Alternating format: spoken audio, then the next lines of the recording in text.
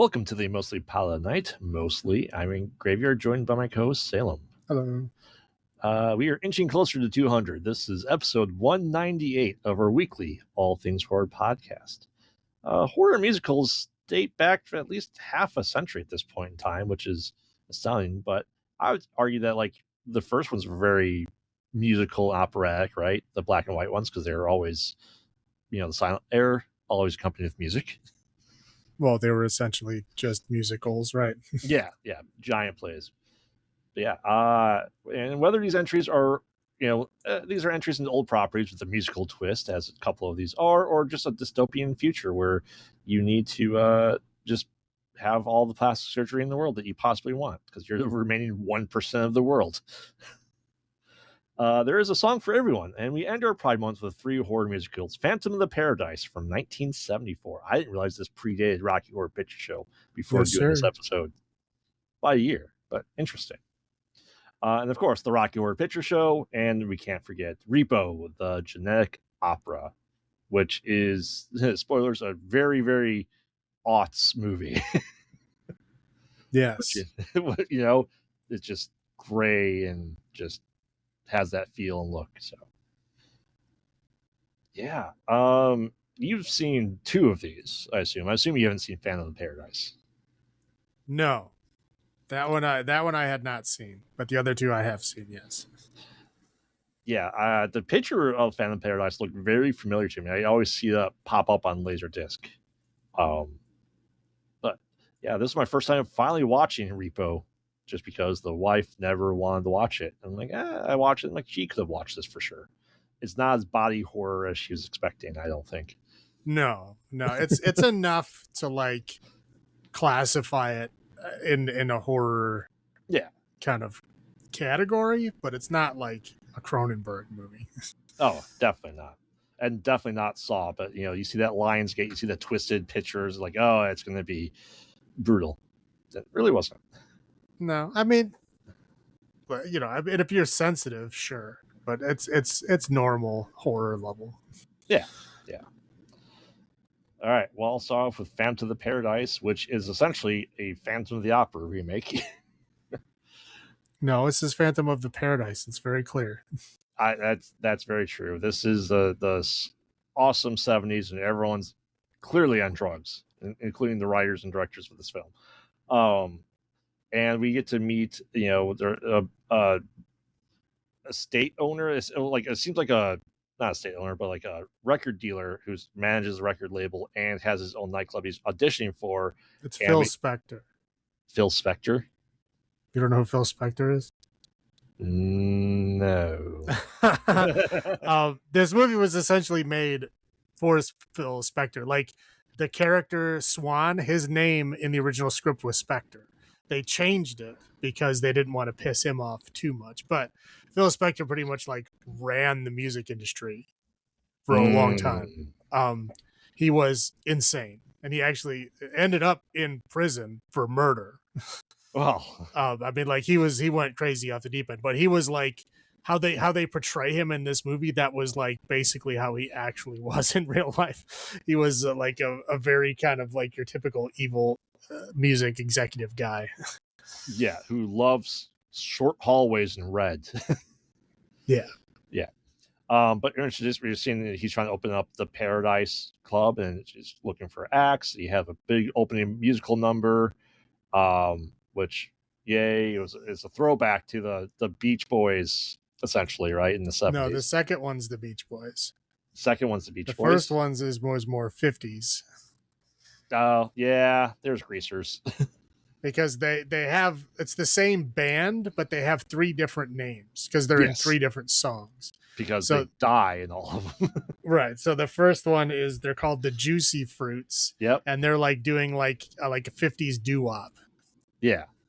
2 of them dressed as Greasers. Well, yeah, it's the 50s. Yeah. And eventually they're parodying 50s. Right. Then they become the Beach Boys, and then they become essentially the Beach Bums. The Beach Bums, yeah. And then the last time they're called the Undeads. Yes. But yeah, so they're trying to figure out who's going to be the opening act for the Paradise Club. There's a guy that just kind of just sneaks his way I'd say he sneaks his way into there with an entire piano and starts playing. Like, oh, this is great. We want this stuff. So, Swan brings his guy down there. He's like, hey, we want these songs. It's like, oh, I'm writing an entire opera based on Faust, right? Which is cool. I dig that part of it. And it's like, yeah, so we'll just give us a couple songs. We'll be in touch. And lo and behold, they don't get in touch. He goes up to the record place. Like, oh, and there's all people auditioning to sing a song for the Paradise. A month later. A month later, it's like, yeah, that's my song. Like, yeah, we're not gonna see you. We stole it. Tough shit. Oh well. And eventually he tries coming back, and he's like, he follows Swan back to his mansion and gets kicked out, and then cops come and say, hey, you have some drugs, and look, we planted it here. You're going to sing, and we're pulling on your teeth. You're meant to society. So it's like 6 or 7 months later, he eventually hears the song on the radio. He escapes the most convoluted way, jumping into a broken box, and then escapes. And he goes to Death Records and tries destroying it. His face gets heat pressed in the record making machine. Well, yeah, in the vinyl press, right? Which I think his head would have, been crushed personally, not just badly burned. But anyway, he gets caught. He burns himself horribly and goes into the East River, and people are like, oh, he's dead.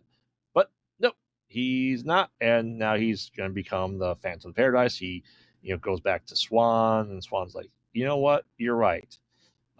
We shouldn't do it this way. You need to finish this for me. I promise everything will be okay. And he's like, just finish your opera for me. Kind of locks him in the room, and he does that. And then lo and behold, they pull auditions. He's like, he wants Phoenix, this woman, to be the singer for all the stuff. Like, yeah, sure, whatever you want. And he's like, yeah, she'll just be a backup singer. And he comes kind of obsessed with her and is able to sing. She sings one of the songs, and then captures his voice to be able then to have the Phantom speak, because his vocal box was destroyed. So he has this weird contraption he's able to kind of plug in there, and it has almost his voice back. Well, when he's connected to the big synthesizer thing, he can use his normal singing voice. But when he's unplugged from that, he has a robot voice. Correct. And a weird bird mask that his only good eye is very, very narrowed in on, which looks pretty cool. And he makes a deal with Swans, has one of those comically large deal with the devil contracts, because, well, it is. He's like, yeah, this is whatever you do, this is make it happen, and locks him in. He's like, finish it up. He's like, cool, and he does, and then proceeds to brick him into the recording booth, just get rid of him, because he's just going to be, Swan's a giant asshole and doesn't keep anything good on his promise. And he's able to break out of there and then start to becoming the Phantom of the Opera, and starts making things happen, and just doesn't want this thing to change. Meanwhile, Swan is just changing the style of an opera to a bad, really bad early metal band. It's glam rock, baby. Glam rock, but this is early mid 70s. This is glam rock. And they got a guy who really just, I feel like, could not sing worth a shit. Beef? Yeah, you're full of shit. Beef could sing. They just the couple of things that they had him do first, I think, kind of didn't do him justice. But when he was actually singing the songs, he was doing well. But his intro to him was just, he sounded just awful. Yeah, that's a weird squealy thing. Yeah. So anyway, they're like, oh, then it just clearly changed the entirety of it. And Beef goes back to the restroom, kind of prepping for opening night. Phoenix is there as a background singer, and the Phantom attacks him in the restroom. It's like, hey, you should not sing this, because anyone who sings this that's not Phoenix, I'm going to kill. So Beef's like, yep, I'm out, until he tries to leave, and the second hand guy, his second command, just goes, you know what? No. You should do what I say. And he's like, okay, and then he sings. Then the Phantom kills him by throwing a lightning bolt at him, and fries him during this grand opening, which was huge. People just all over the place. People being dismembered in the crowd. Blah blah. And Beef is then killed.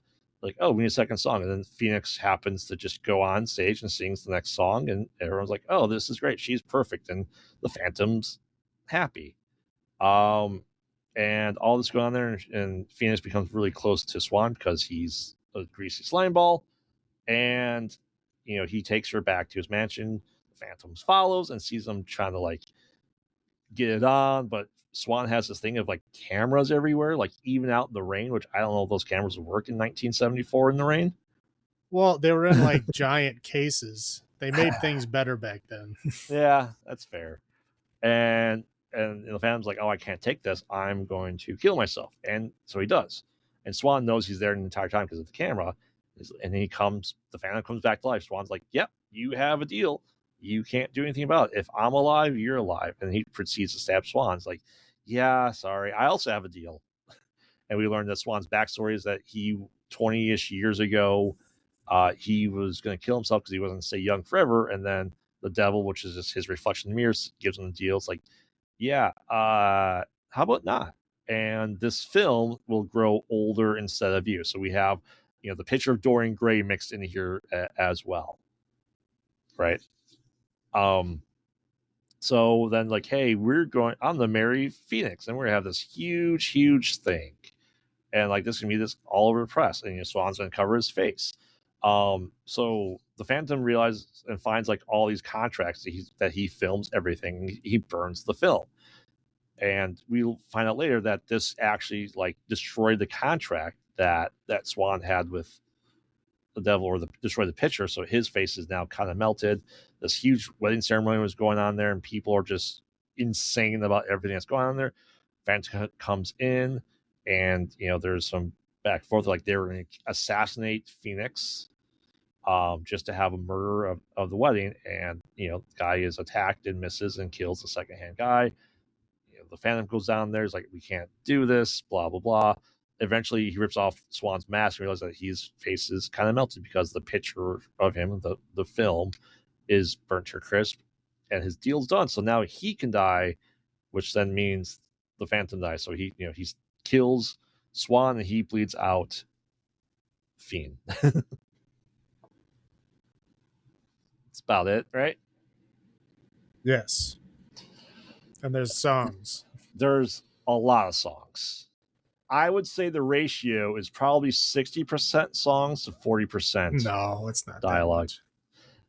You don't think it's that much? You think it's half and half? Well, if you say music, sure. Yeah. Actual singing, no.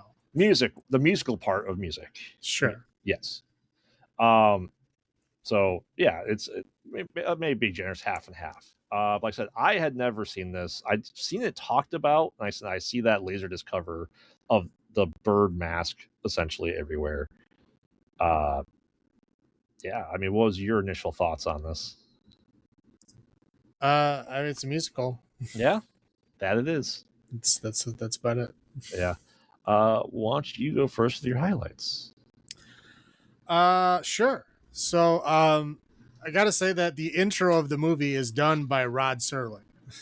Yes. Which is pretty awesome. Because I'm listening to it, I'm like, it's a guy trying to be Rod Serling, right? But I'm listening to it, I'm like, I'm pretty sure that is Rod Serling. Like that's gotta be his voice. I looked it up, and yeah, he's uncredited, but it is him.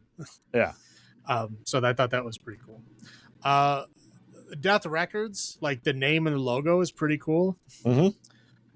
That's it. Like the weird kind of surreal architecture in a lot of these buildings is weird. It's like weird curves. Like the doorways are weirdly small. I guess specifically for Swan. I guess, but there's just a lot of curving, weird desks and hallways that go nowhere and stuff. Mm-hmm. And it's interesting. It's fun. Again, I already talked about this, but Swan is literally Phil Spector. It was written to kind of talk about how kind of corrupt and evil he was. A fun little trivia fact for this movie: Sissy Spacek was the set dresser. Really? Yeah. It all makes sense now. Because it's a De Palma movie. Yep. And so yeah, she was the set dresser. So she didn't have a part in the film. Was just in the crew in the background. But this was like the first movie she was involved with, which I thought was pretty cool. But that's kind of how she ended up being in Carrie. Right. Well, the whole Faust is kind of like relating directly to the music industry. I mean, yeah, it's the song that he's making an opera out of, but it's literally like the personification in this film of him signing the deal with the devil, to get what he wanted. So it's fun. It's like it's got multiple layers. It's a good time. The stage show of the Undeads, where they were like dismembering audience members to like make a fake like Frankenstein monster, that was fun. I mean, obviously it's fake. It was meant to be theater, but it was still fun. Like that looked like a fun show. And I liked how it was like a kind of a satire for like the masses and entertainment. Like all the stuff that's happening, people are just cheering and shit. Like they're not getting involved. Like people are literally getting killed and like on fire, getting beat to shit, and people are just cheering like it's a show. Like they're not even reacting other than like, yes, I'm entertained. And I think that's a good kind of metaphor for real life. Yes. That's all I got. Yeah. Like I said, it's clearly a De Palma film because his style of filming is there. Like we saw like the split screen and different things from going on at the same time. It's like he also had like two cameras going at the same time for like, especially when the Beach Bums were on stage, you're able to see two different angles and side by side, which is pretty interesting. So I did enjoy that. Obviously Faust is a great story and interesting that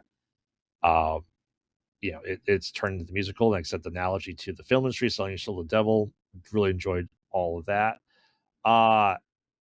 It's the premise, like I said, it's still really good, right? It's still Phantom of the Opera, but telling it from a different point of view. I don't remember the full story of Phantom of the Opera, but I know he wasn't a songwriter. Was he just like a scorned lover, if I recall correctly? I don't know. It's been too long. Yeah.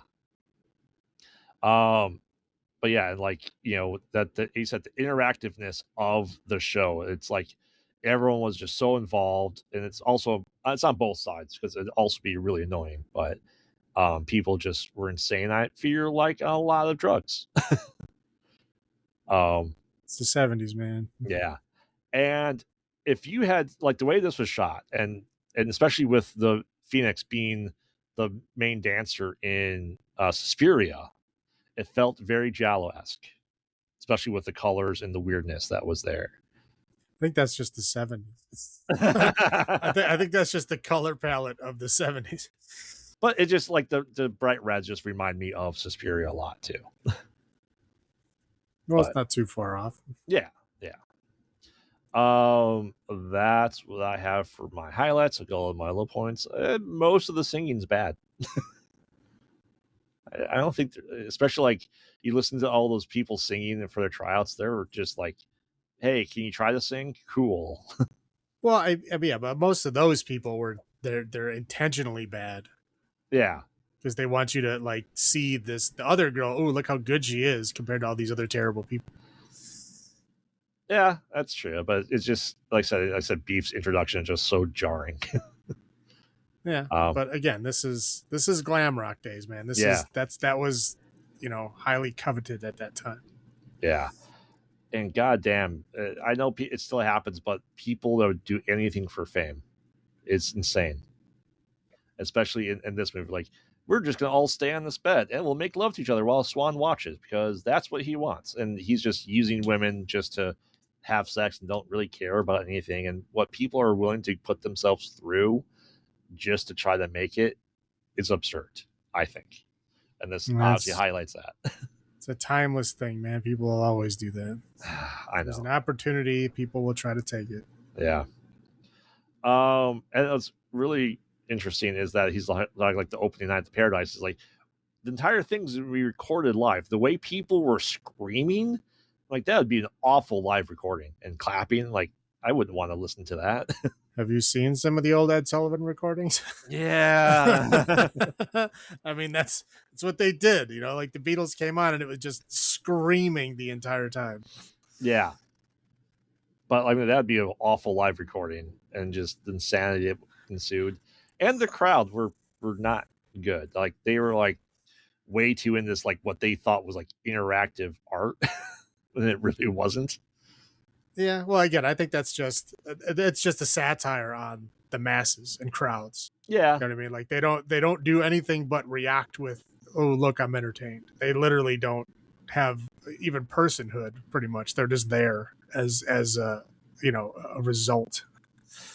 it's kind of like what we discussed when we go to some horror things. It's the same thing, same fanboying essentially, right? Well, yeah, I mean, it's just fandom in general. Yeah. A lot of time people just blindly, love something because it's there and they can't. Yeah. But that's about all I got for my low points. How about you? The lip syncing was not great. And it's hard because, I mean, obviously the singing itself was done in like a studio. Yeah. So then you have like somebody like on a like movie stage trying to lip sync to a recording. And of course it doesn't look right because, when you're in a studio, you're using all of your, singing chops and strength. And when you're like, doing an activity and a movie, obviously you're not giving all of your focus to it. So it looks weird sometimes.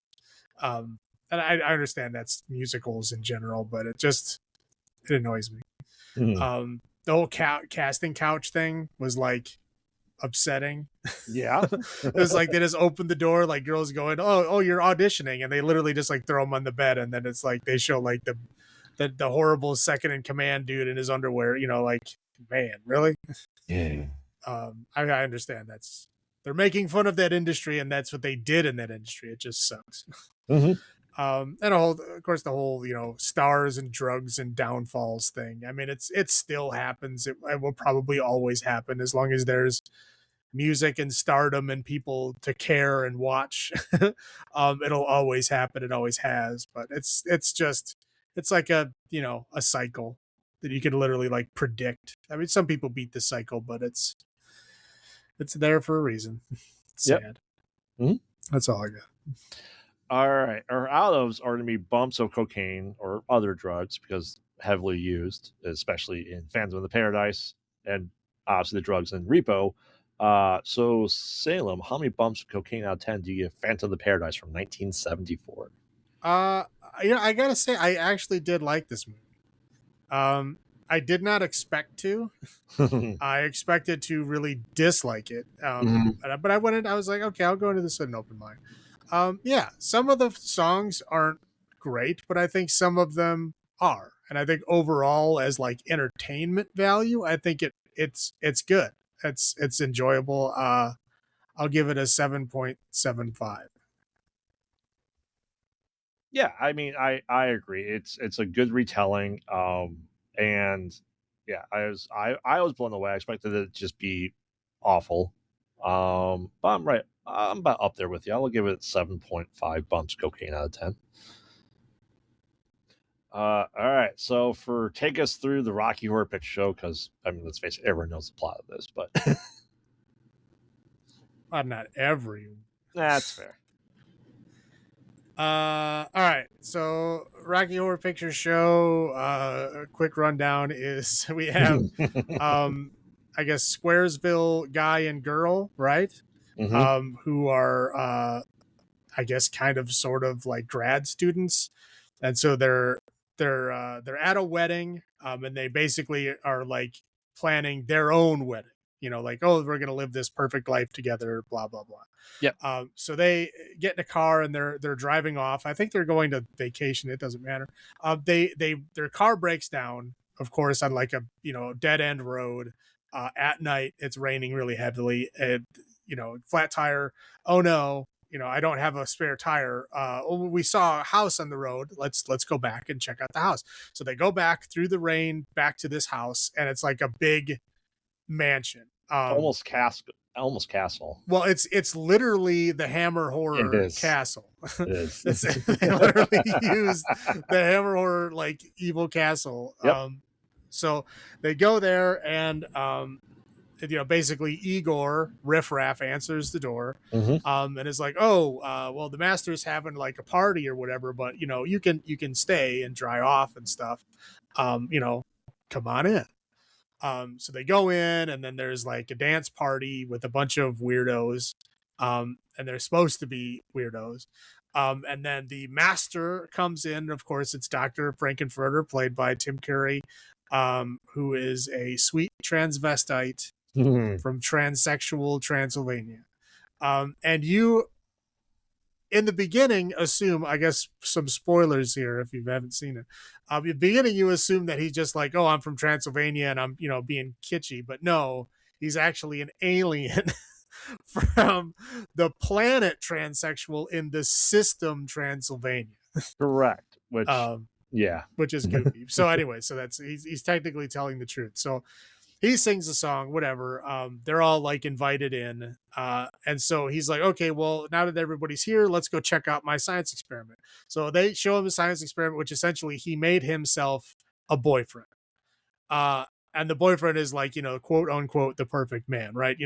Super muscular, like blonde, tanned, whatever. Your perfect, like male, sexy specimen.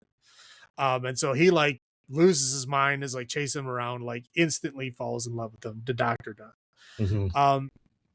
And so they're basically like, oh yeah, in a week, I'm going to train you how to be like a real person in a week. And then after a week, we're like getting married and we're going to spend the rest of our life together. Like right off the bat, that's how we're going to go. So, the two Squaresville people are like, okay, this is weird. We're going to leave. And he's like, no, you can't leave. You got to like spend the night. So they spend the night, and over the course of the night, Frankenfurter ends up boning Rocky. Then he ends up boning Susan Sarandon, who plays the square lady, and then the Brad, the square guy as well. Boswick, yes. Yeah. So they all bone Dr. Frankenfurter, and then kind of in the after that, because Susan Sarandon was, I guess, a virgin. I don't think they directly say that, but it's like kind of inferred that she was. So she has like a sexual awakening. So then she ends up boning Rocky as well. In the aftermath of this, and then Frankenfurter gets very upset because, of course, Rocky is his boyfriend that he created for himself. So he kind of like plans revenge. And then they're like Susan Sarandon and Barry Bostwick's like old teacher, like professor, shows up, and he's like, oh, I'm here to like stop you and get my nephew. Yeah, and get my nephew. And he's like, oh, okay. We have I guess this had technically happened before that, but there's a dance scene with Meatloaf, where he comes out of the freezer and does like a cool dance song, and then he just gets killed by Dr. Frankenfurter, and that's it. But that's the nephew. So the professor is in a wheelchair. He comes in and he's trying to stop him, and he's essentially telling everybody that he's like an alien and that he's here to stop him because he's trying to like, I don't know what he's trying to do. He's trying to like, they're trying to insinuate that he's going to take over the world, but I don't think he's like interested in taking over the world. But he does have a ray that turns people to stone, and he essentially turns everybody to stone. The Medusa and the Medusa ray, yes. Yeah, so he turns everybody to stone. He dresses them up in his same transvestite outfit, which is just like lingerie and garters, and then puts makeup on all of their faces, and then they have a big dance number where he unstonifies them, and then they all just start dancing and singing, and then after they're all dancing and singing together, then Riffraff and his sister come out in their, classic 50s sci-fi alien outfits. Outer space, yeah. And they're like, that's when we learn that, oh, he is an actual alien and that he's been like relieved of his command, I guess. And so Riffraff is now taking over. And so the whole castle is now going back to Transylvania because the whole castle is like a spaceship. And so the professor and the Squares couple get out of the house, and the house like takes off like a rocket ship. Yep. And then they sing a song, and then it's over. Yep. I'm pretty sure that's it. Obviously, it doesn't really make sense, but you have to watch it, I guess. I would say 80% is music. That's a lot. Yeah, it's a lot. It's a lot. It is. It's an awful lot. But yeah, that's it. Man, I couldn't even tell you the first time I saw this. I don't know. High school for me. It was definitely high school because me and my group of friends went to a couple of midnight showings when I was in high school. So if I had to guess, I would say probably like my freshman year of high school when I watched it. Yeah. And we went to like the midnight showings, and they did some of the goofy stuff. Like they threw the toast. Yeah, they threw toast and they threw the toilet paper, but they didn't have like, because a lot of the shows are like huge, and they have like people that like dress up as the characters and like act it out on stage in front of the none of that. I didn't go to that fancy one. It was just kind of like local ones we went to. And, there's a bunch of weirdos there, but, that's the kind of the thing. You celebrate being weirdo, right? But yeah, it was like they did the kind of, the call outs. It really wasn't the full experience, but it was, I guess more than watching it at home. But right.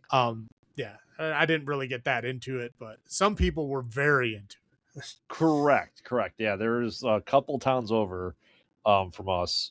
There's a theater that was there, and they always had the midnight showing every Friday and Saturday. Yeah. And my buddy was like, yes, I was a theater kid, right? So not in the musical side, but I was theater kid. It's like, of course, everyone in theater is obsessed with Rocky Horror Picture Show. And, been there, the whole shebang, everything was done there. And if I recall correctly, I may have suppressed this memory, but in theater, we did a little thing where we did Rocky Horror Picture Show, not obviously as risque as they are, but like, oh, you need to do some part of it. I'm like, I'm not singing, I'm not dancing. I guess I'll be the storyteller. What do you want to call it? Phrenologist? Yeah, sure. And I'm pretty sure I did that, but yeah, this is one of those things, and you know me, that if it's so popular and people like, oh, it's the greatest thing ever, I tend to like not like it. I wouldn't go out there saying the Rocky Horror Picture Show is popular. I wouldn't say that. It's popular among certain crowds. Right. But like overall, I would not say it's popular. I mean, I can dig you to a show every weekend. That's the people are put on the show. Well, that's the interesting thing is they say it's technically the film with the longest theatrical presence ever because it technically has never left the theater. Mm-hmm. There's been a showing every week since 1975 when it came out. So it's literally been in the theater for 50 years. Yep. So that's crazy. But yeah, that's what they say. I don't think there's like an official thing, but most people say that it's the longest theatrical release ever because it's still technically in the theater. Right. And doing research on this is it's interesting is these midnight showings started the next year after this came out. Oh yeah. No, it was like almost right away. Yeah. And it's crazy that it's insane. Like I said, in the theaters, like everyone, this is the greatest thing ever. I'm like, it's not. But that's my opinion. Yeah, I didn't think it was the greatest thing ever. I did enjoy it. I thought it was, good. But it's like, movies that I enjoy. I don't watch them. I watch them every few years. Yeah. Right? Like when I start to forget, like, what happened? What was the plot? Like what was this certain scene about? And if I don't remember, I'll watch it again. And that's, that's how Rocky Horror Picture Show has been for me. Every few years I'll watch it. But it's not like something I want to watch every week. No, there's some people that do that. Yeah, some people are very into it, and that's whatever your thing is, that's fine. But I'm not like that. I have no desire to go to a midnight showing. I probably watch this movie once a decade. So this is my 2020s watching of it. So it's usually somebody is like, oh, I've never seen it, and I'm like, it's not really one of those movies that like I will make you watch, but it's like, I mean, do you want to watch it? Like, I mean, we can. Like, I like it. If you want to watch it, we can. And it usually ends up being something like that. Yeah, which is fair. But listen, I'll go first this time with the highlights. As you pointed out earlier, they reused like a ton of Hammer horror sets because this was filmed in England, where Hammer horror was, right? And that's pretty cool. I really enjoy it. I like when that happens, like how Young Frankenstein reused actual props from like the Frankenstein movies. Yeah. Rocky Horror did that for Hammer horror, so it's a great idea, and I love that they did that. The tank that Rocky was in is the same tank that Frankenstein was in. Yeah, not the original Frankenstein, one of the Hammer Frankenstein. Right. Yeah, which is astounding. It really is. The cast, like, this is Tim Curry's debut film. Like, he was in the original Rocky Horror Show at one point in time, and a lot of the other cast, because Riff Raff was the guy who created it. His sister, Magenta, was also in the original. So they have like the actual play cast reprising their roles for a lot of it, which is pretty cool. This is close to Susan Sarandon's first movie, not the first one, but really close, like starring one.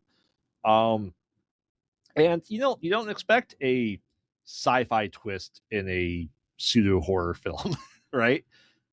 You never have that, like, oh, we're aliens that happen to create a Frankenstein's monster. Wow, okay, cool. Very stupid aside. You heard they're bringing Starlog back. Did you hear that? No. Yeah. Really? Well, because Fangoria was like their partner magazine. It was like Fangoria was horror, Starlog was sci-fi. It was the same people owned it. But Fangoria's, obviously they've been back for a while and they're pretty big now. But they literally just announced, I think, this week that Starlog is actually coming back, not as just a digital thing, as like a full print magazine. It's coming back this year. Sorry, just a quick aside. Yeah. And just doing research for this movie as well. Like I said, I love the house is at the top of it, but apparently there was like a pseudo sequel to this, Shock Treatment. Yeah, it was. Well, it was originally it was like going to be the second one, but they couldn't get anybody on board. Essentially, it was like Tim Curry said no, and it's like, well, there it goes. Yep. like if Tim Curry isn't going to be in it, there's no movie, and that was essentially. But how would he be in it? Well, you could, dude. I know. Look how ridiculous the movie is. They could easily bring him back. Yeah, no. And then he's tried to make one in the 90s. He's been trying to make like direct sequels and a remake and all this stuff. But like I said, they even have a Broadway show again with Rocky Horror Show, which has come full circle, which is pretty astounding. Yeah, those are my highlights. How about yours? Yeah, so again, the cast is Tim Curry, Susan Sarandon, Meatloaf. I mean, talk about Meatloaf. Meatloaf is fucking great. He's literally only in one scene. Yep. But he steals the fuck out of that scene. He's fantastic. He should have been in more. He should have had at least one more song. Again, this movie is ridiculous, right? It is ridiculous, but it is ridiculous in a fun way, in the good way, where you're like, what is going on? But you have a smile on your face while you're saying it. You know what I mean? Like, it's a fun, what the hell is going on? And again, it's like you said, it's a parody of old horror and old sci-fi, kind of all wrapped up together in like a weird like sex wrapper. It's interesting. It's fun. Everyone is just great in heels, apparently. Like everyone is wearing heels and everyone is running around like it. I'm pretty sure I put on some heels, I would fall down and break my legs. I don't know how they did that. Yeah, I don't know. But they're not like little heels. They are big old stiletto heels, and everybody's running around. Tim Curry is like running around. Well, I guess maybe he had practice on stage and stuff, but he is like literally running up like inclines and shit on heels, and he's fine. Yep. I'm sure he fell in like some outtakes, but the takes that they has, he was staying upright, and it was impressive. Now again, it's an interesting study in kind of identity and androgyny, right? Because this is 1975. Like this is very taboo. This shit is still taboo now. Yep. And again, this is 50 years ago. It was even more taboo. So to have something this ridiculous and this fun, kind of actually, looking at real things that people were struggling with at that time, but kind of poke fun at it and make it entertaining. It's a good kind of, fun ball of wax to peel. It's just interesting that 50 years ago and like today, I bet you any money people would watch this movie today and be offended and upset. Oh, for sure. You know what I mean? The whole Yep. androgynous trans debate now. It's like, look, it did this 50 years ago. And we were, I don't know. It's ridiculous to me that this shit is still not done. But the interesting thing is a lot of people in the punk world, a lot of people in I shouldn't say music, but like not really musically, because you can't really pull punk music out of it, but the style of punk, a lot of it came and started from Rocky Horror. A lot of people credit Rocky Horror for getting them there. Like the bright colored hair, the weird kind of dye, like everybody's kind of doing their own wacky thing. The ripped like fishnets, the kind of like that leather, added, all of these kind of like basic foundations of punk. They a lot of the people that made that fashion movement happen credit the Rocky Horror Picture Show for like starting it, which is interesting. Oh, I've got to throw one more in there. This movie created Easter eggs. Well, what do you mean, like the actual concept of an Easter egg? Yeah, because there are Easter eggs throughout this entire film. Literally Easter eggs. And so that's what people started looking for was the Easter eggs in this film. Nice. I did not see any, so I must not be that attentive, or at least that was a table looking underneath his chair. Yeah. Okay, well that's all I got for high points. Going to my low points here now. Right at the beginning, the just married, he's in the car, right? And like on the side of the car, it said, "Now she got hers, now he gets his." What the fuck is that? That's like, I guess like kind of like mid-70s chauvinism, I guess. I don't know, but I was like, what the fuck is that? Like the whole wedding is just for her, and now what? Like the wedding night is him? Is that? Yep. I guess that's what they're insinuating. Like, oh, wow. I was just like, what the fuck is this? Tidy Whities. I am not a fan of Tidy Whities. Like I understand some people need that structure. I'm not one of them. They make me uncomfortable seeing people wear them. Now, when Rocky gets put in the tank, in the Frankenstein tank, he is underwater. Yep. There is water in the tank. They squirt a whole bunch of like colored water in the tank, and then all of a sudden all the water is gone. Yes. And he is completely dry. And there's no explanation. And no draining and no nothing. So like, where did the water go? His body's mummified and is soaked up into his body. It's just poof, gone. Like, okay, one scene it was there and everything was wet. One scene is just totally, it's not there and everything's totally dry. It was weird to me. And then like, kind of like, creating a person that has its own like sense of self and then being like, oh yeah, you're my sex slave, just so you know. Also like, half a Meatloaf's brain. Right, but like that sucks. Yep. Not a fan of that, but yeah, that's all I got. All right. My controversial take is I really do not like the music in this film.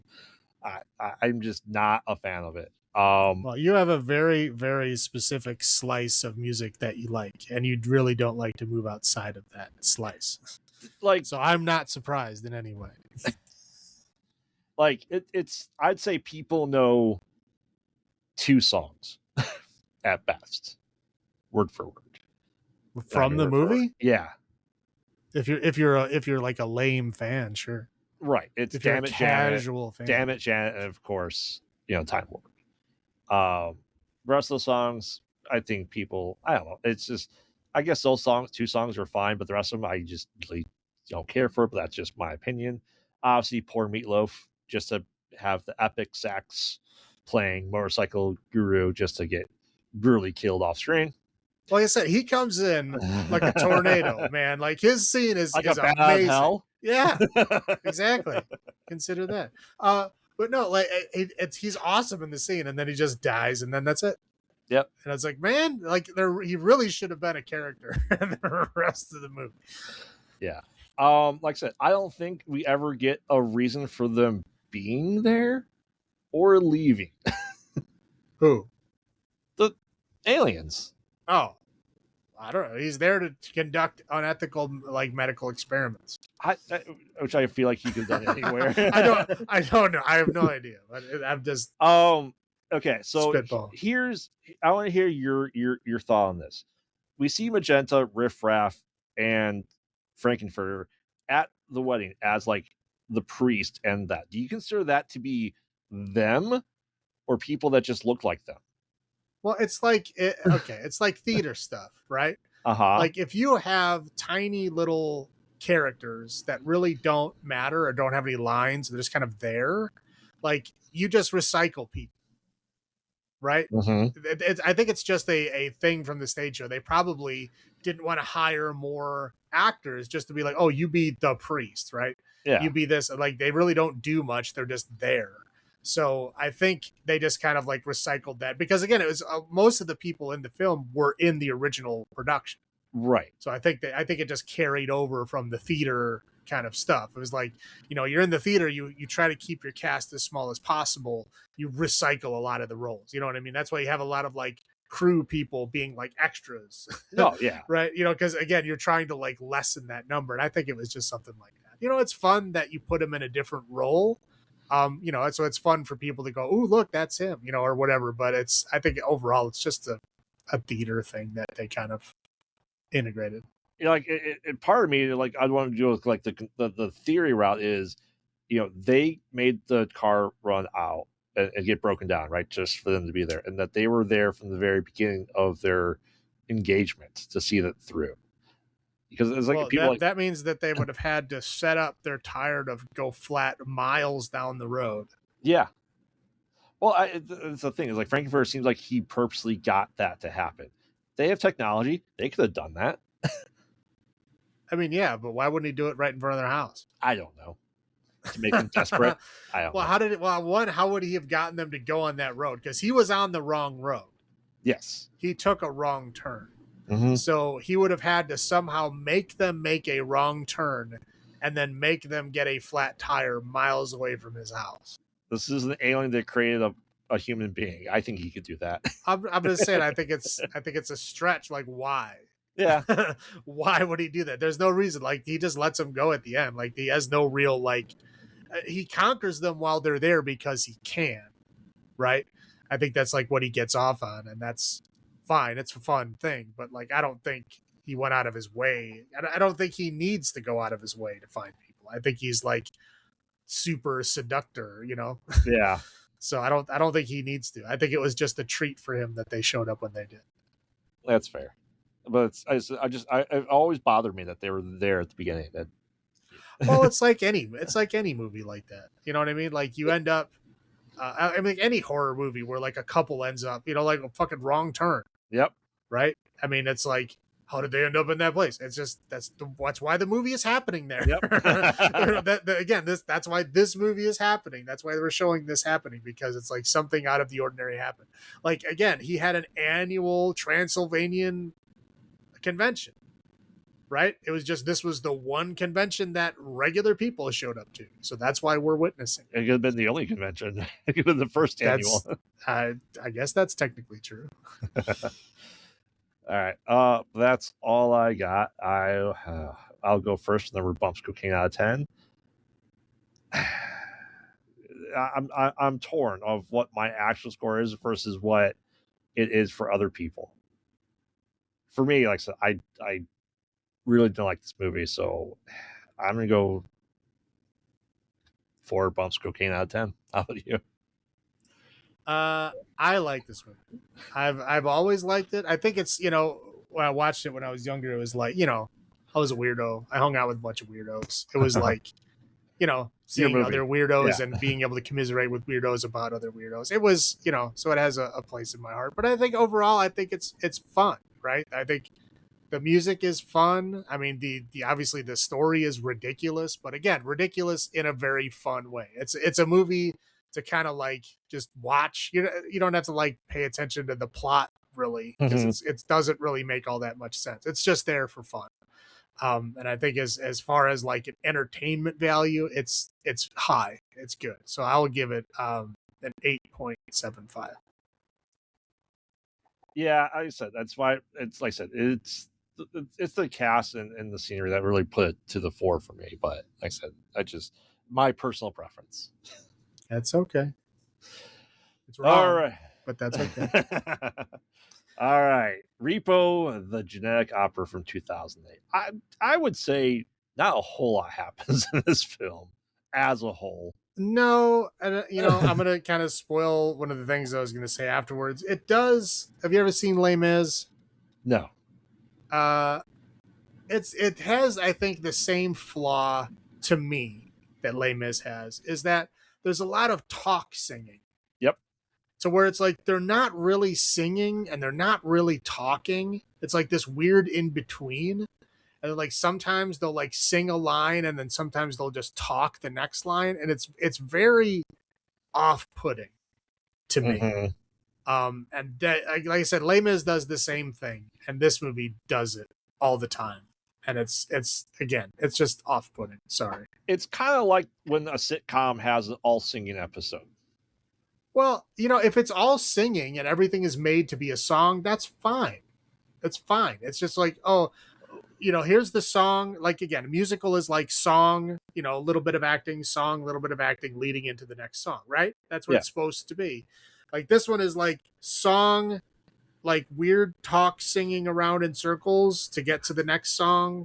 It's I don't know. It's just like they can't stop singing, but again, the in between singing is just, it's not even really singing. It's like talking, but they're trying harder.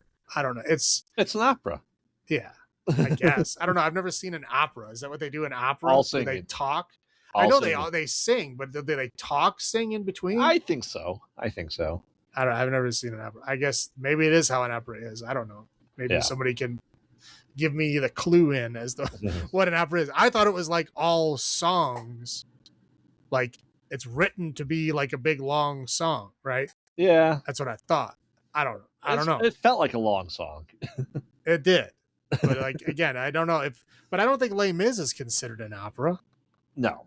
Right. No. I don't know, whatever. Somebody else that knows more can instruct me, I guess. Yeah. I just can say I don't like it. Yes, but yes, we are in the near dystopian future where 99% of the population's dead. And it's almost like the 1% left in this city, in like New York. Wouldn't you feel that way? I don't know if it's necessarily the 1%. It's just the 1% of the population that's left. Yeah. But yeah. I don't know. I don't know. There's connotations. You just say the 1%. It's all the rich people.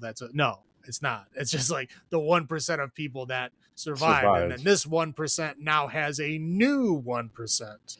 Right. Where it's fashionable and you're able, essentially the comic book opening is this happened and Gene Co was able to, keep people alive by selling you literally any organ that you want.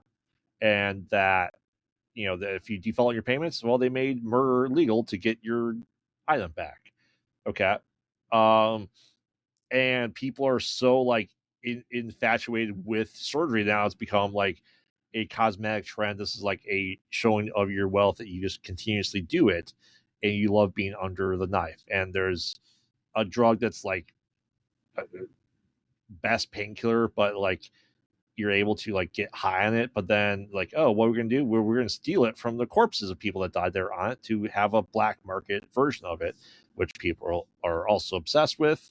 We're introduced to Silo. Her name's Silo, right? Shiloh.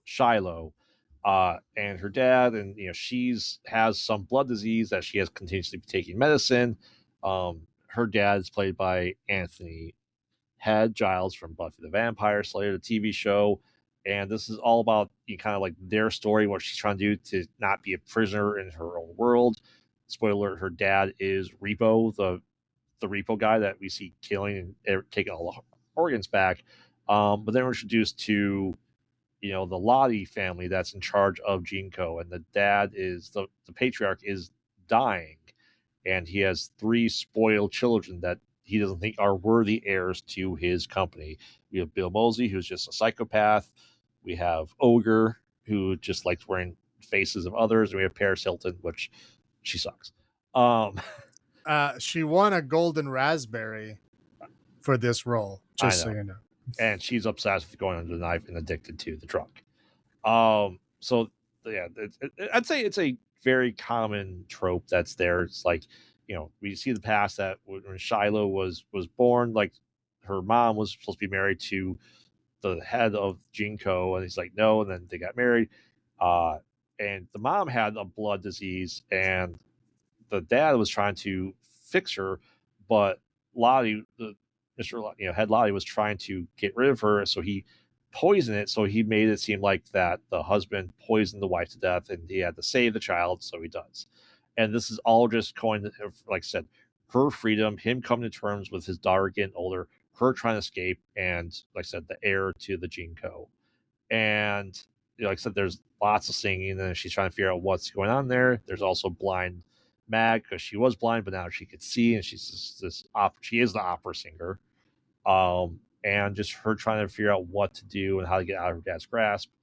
And lo and behold, like I said, we found out that the guy poisoned her, and he's convinced him because of that happening that you need to be a Repo guy. And, he wants to give over his empire to what would have been his daughter, Shiloh.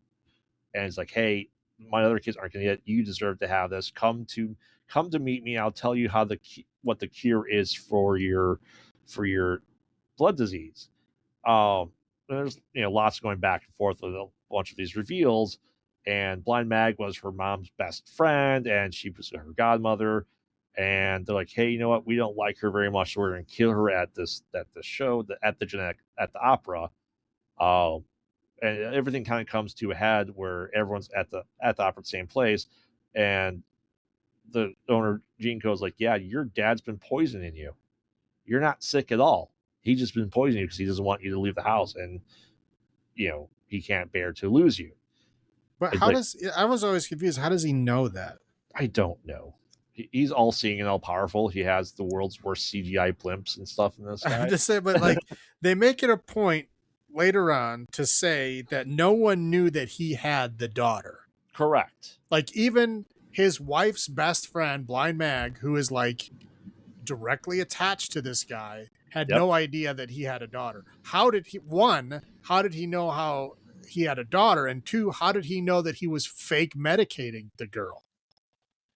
I mean, he was there at the murder, so I guess he would know about that, but how he knew that he was poisoning her, that he would not know, unless he told him for some reason.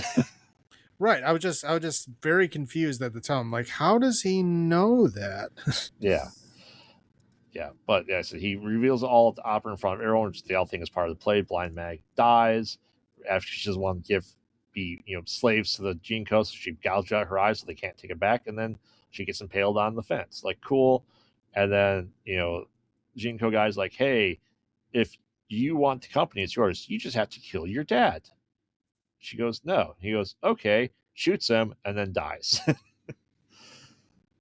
And she kind of reconciles with her dad as he's kind of bleeding out there, and she just doesn't want anything to do with the company.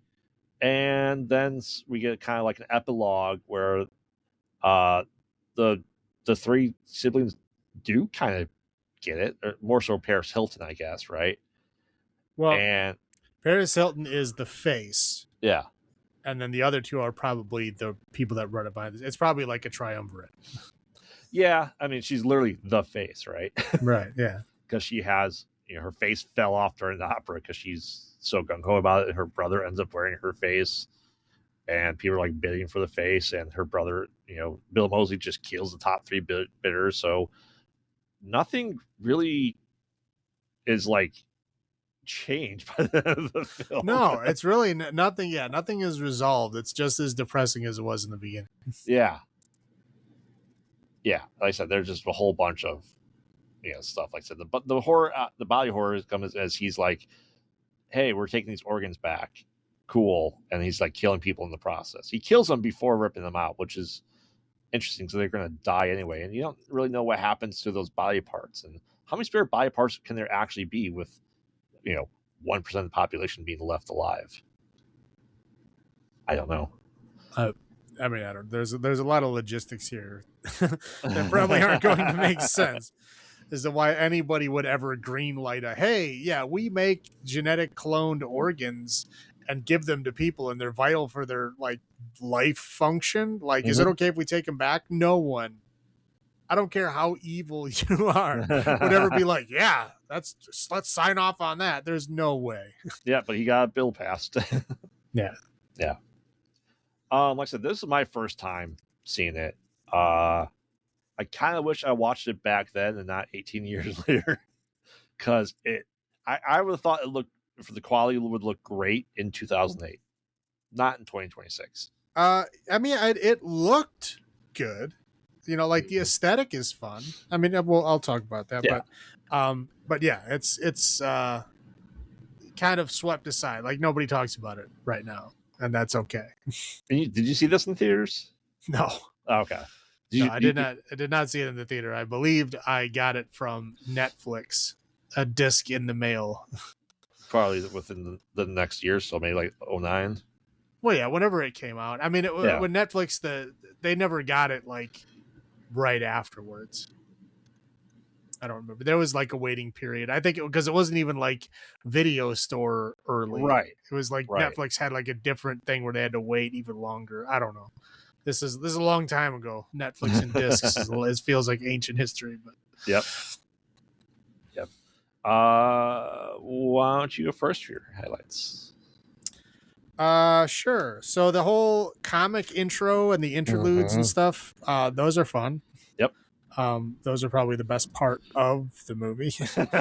I mean, the kind of post-apocalyptic aesthetic, the whole kind of like, dark, kind of atmosphere and stuff like that. I think they did a good job with that. Like the costumes for the most part are fun. They're kind of like dark, gothy very much. I liked it. They're fun.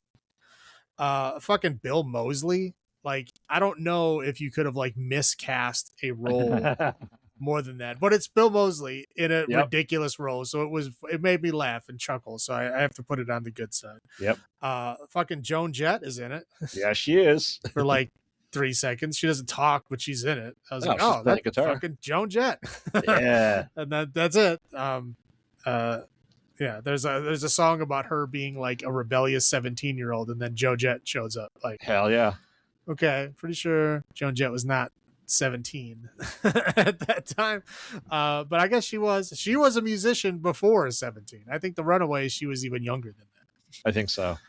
But yeah, I once saw Joan Jett live. She did like a one of those, like sometimes like towns have like festivals, and you're like, how the fuck did they get these famous people to show up to these like small town festivals? It was one of those, and it was Joan Jett and the Blackhearts. I'm like, what? So I went, of course. But she was great. It was awesome. Anyway, the chauffeur's mustache was ridiculous. I'm like, that is a fantastic mustache. They must have paid that guy in mustache wax. Yeah. But yeah, he was awesome. He's only there for like a second, but I was like, that is a fantastic mustache, sir. Yeah, it is. That's it. That's all I got. Did you know there's like 2 spiritual successors with like the same cast to this film? With Bill Moseley singing again in 2 more movies. Why? Because the guy, what did you call him? The narrator, the grave robber. He's the creator of this. He's like in a band that does like power ballads of like history and does like H.H. Holmes songs and stuff like that. Well, you think that character is going to be more important than it is, and he's not, because he's like prominently featured, and then like he like shows up like 3 times and he does like nothing. Yep. I don't know. But I agree. The intro and the comic interludes are fantastic.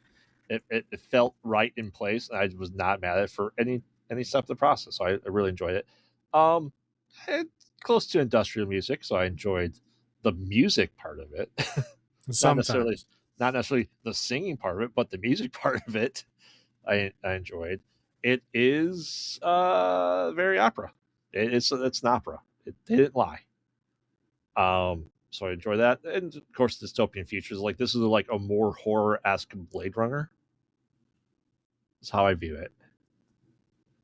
Let's say with the giant floating billboards that are just like hugely out of line, and just like you can see from everywhere, which sucks. I'd hate having that outside my window. And you said about, I'd say the cast did an okay job for who they had. I know Anthony Head was like trying to jumpstart his musical career at this point in time as well. So that's probably why they got him. When Bill Moseley wasn't singing, he was great.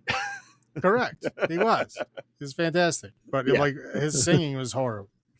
It's exactly the way you imagine it. It's you hear Chop Top singing or Otis Driftwood singing, and that's all you hear. Correct. Yeah. That's all I got for that. One of my low points. Man, the bad CGI is bad. Yeah. It's bad. That's number one on mine. Is they do like the kind of like zoom through of the city, and I'm like, holy shit, is this bad? This is bad for 2008.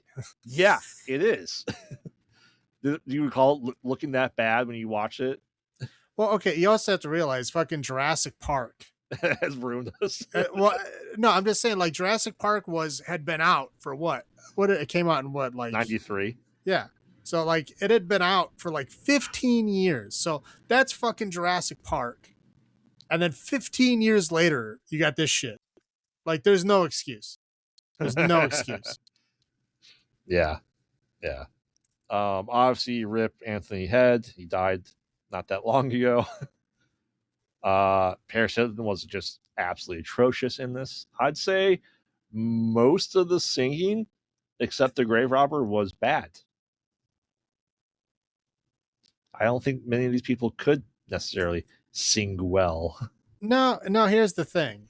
I think they can. When they're actually singing, they're doing a good job. I mean, obviously, there's people that are exceptions to this, Bill Moseley being one of them. They're just not really meant to sing, right? Yeah. But the ones that do sing, like Shiloh, like like these characters, like Blind Mag, they're singers, like in real life, and when they're actually singing a song, like they give them a song to sing, they do a great job.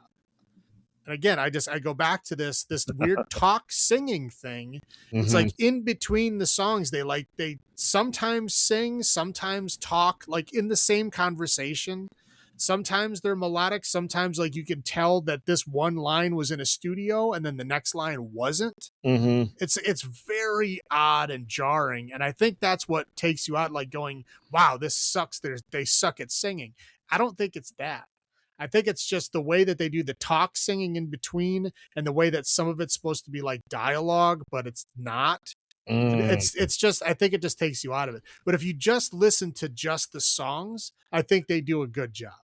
Not everybody. I'm not saying everybody does. I'm just saying sometimes they do. Like the Shiloh songs, she's actually good at singing when she's singing a song. Blind Meg, when she's singing a song, he does well. The head Gene Co guy does pretty well. Even the Repo dude, he does well when he's singing, not talk singing. He sucked at talk singing, but when he's actually singing, I think he did well. I just think this weird talk singing in between kind of ruins it. Yeah. I know at this point in time, Bill Moseley was also like trying to start a band, and he was playing with Buckethead. That's what I saw in my research. That was really interesting. And just it's the logistics of this movie makes zero sense as a whole. It's just like how they keep getting these organs. Like, why can't they fix blood? Why can't they fix blood when they can like regrow, your spleen or small intestine? Like, you think that Gene would be able to like had this cure for her blood disease, but they didn't. Well, she didn't have a blood disease. Well, the mom. Well, she didn't die from a blood disease. That's true. She was poisoned. Yeah. But I think she was poisoned during her blood disease treatments. Well, okay. Well, you have to realize, like, okay, blood is something that has to be replenished continually by your body. Yeah. If your body is producing bad blood, then it has to continually be replaced, right? That's like dialysis. So you'd have to dialysis is filtering. It wouldn't even be that, because it's like if you're pumping out bad blood cells, like, so you'd have to like keep getting injections of like good blood cells, and she probably was doing that, and then Gene Co guy poisoned that, And then that's why she died, because he gave her injection and she fucking died from it. Yeah. And he blames himself that he fucked up, but he didn't. It was this other guy. And they never, because again, resolved that. Yeah, like in the beginning of the film, he's like, "Oh yeah, I did this thing, and I'll never tell anybody that I did," and he doesn't. Right. It's like, okay, so like, what the fuck is the point of this plot thread? Like, it literally doesn't matter, because he poisoned her, but he doesn't tell anybody, so nobody knows. Right. Like, what's the point of even bringing that up? Yep. I don't know. I think there's like a cut scene there somewhere where that had to have meant something. It's like, I don't understand. They make a big point. They show it in the comic intro. Yep. The guy sings about it, and then like after that, it's just forgotten about. Like they don't talk about it again. And it's weird. But anyway, the blood, again, it has to be continually made by your body. It's not some, like, if you need a new spleen, you can get a new spleen, and that's your spleen. Like, your spleen doesn't have to be like continually generated. I don't know. In my head, they could have just gotten bone marrow. They could have just copied the good blood and then just did a complete transfusion with good blood. And you can, right. But like, again, when your body is making your own blood, if it's making bad blood, it's only a matter of time before you got to do it again. Yeah. And again, and if that's probably what he was doing, and she was probably okay until he put the poison in it, and then she fucking died. Yeah. So I don't think it's his fault. And I don't think that she would have died from the blood thing. I think she would have been able to maintain with the technology that they had. I think that the poison was the reason that she died. And the guy blames himself for fucking up. He doesn't blame himself for like, oh, it's not good enough. Oh, we didn't have a cure. No, he blames himself for fucking up, that he somehow gave her the wrong injection, which he did not. And will always think that. Correct. He dies thinking that. The daughter, the only person who knows, dies without telling her. So she now thinks that her dad, again, fucked up and killed her mom. She doesn't blame him for it. No. But she still thinks that. And that's not the truth. It's a very off-putting revelation. I don't know why they even have it, but they do. But that's all I got. How about you? City CGI, we already talked about that. Paris Hilton, wow, just very, very bad. She deserved that fucking golden raspberry for sure. Talk singing, I've already talked blue in the face about. The only other thing I have on here that confused me is how many people you think are in that city. In that city? Oh, 1 million. Yeah, couple million, right? Yeah. They have one repo guy. Yep. One repo guy, and everybody's scared to death of this one guy. Like, what are the fucking odds that guy is going to come for you? What? Because can get what 2-3 people a night, maybe. Yeah. So like, okay, 2-3 people a night times 365. Yep. Right? That's not even 1,000. Yep. So like, what are you afraid of? I don't know. It just doesn't make sense to me that they have like this giant city and there's only one repo guy. Correct. It's like, better if he faced off against other repo guys. Right. Yeah. Like there's multiple, and he would be like the head one or something, or the best one. Like, okay, I get that. But no, he's the only one. Because literally he quits and they're like, oh shit, how are we going to get our stuff back? Like they literally have no backup plan. Yeah. For like the one repo guy they have is not going to do the job anymore. Oh shit, what do we do? It's stupid. That's it. That's all I got. All right. I will go first. Number of bumps cooking out of 10. This is an interesting movie. Do I need to see it again? No. I don't know. I'll go 4.5. How about you? Yeah. I think I'm right there. I'll give it a 4. I just don't. It's got. There's some interesting things going for it, but there's so many things that ruin it. I guess the talk singing just really takes me out. Again, maybe I should do some research into fucking opera to see if that's really how it is. Again, I don't speak Italian, so I might not get the same, like, experience as someone who like actually understands the language, but maybe I could see if they're just like talk singing in between. I don't know. That's very off-putting to me. It was the same with Les Mis when I watched that. It's talk singing. It's weird in between. I didn't like it then. I don't like it now. There you go. I don't know if we'll ever revisit the next 2 movies this guy did. No, please don't. This is it. Okay. Well, we'll keep that in mind. Between Evil Bong and those next 2 movies of his. Yeah. We got a lot.